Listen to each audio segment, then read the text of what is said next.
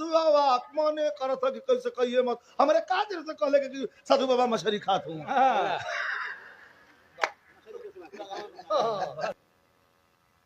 सुरेंद्र के गांव वाला साधु एगो साधु हो गल रहला जिंदगी भर मांस मछली खैले रहला उनका जीव माने ना साधु भइले के बाद ना कियारा में सिवान में उनका मड़ई रहे एक दिन मिल गई मछली अपन चोरी चोरी साधु बाबा बनावत हो तले ठे गोड़ीन रहे जात का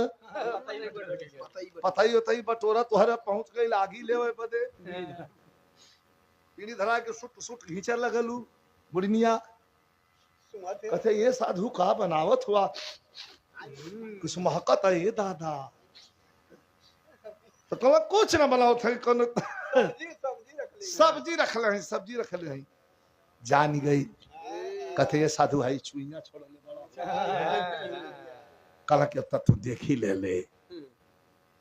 तनी जीव ना मानल तन के उसे कहिए मत मेरी पियत सुट सुट चल दहला साधहरी में अपन ही कहत चलत है हमसे कौन मतलब हम काहे के कहे कि साधु बाबा सुबह मछली खाता हमसे का मतलब हम काहे कहे कि साधु बाबा मछली खाता हूं तो एक ठे जना भेटा गेल कहला हां साधु बाबा मने करत कि कैसे कहिए मत हमरे का देर से कहले कि साधु बाबा मछली खात हूं गांव भर बोय हमरा का जरूरत है हम काहे के कह जाए कि साधु मछली खात हूं खा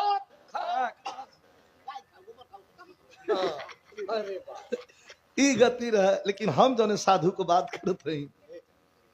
ई बड़ा आध्यात्मिक साधु वाह महर्षि रामानंद गुरु वाह के रहल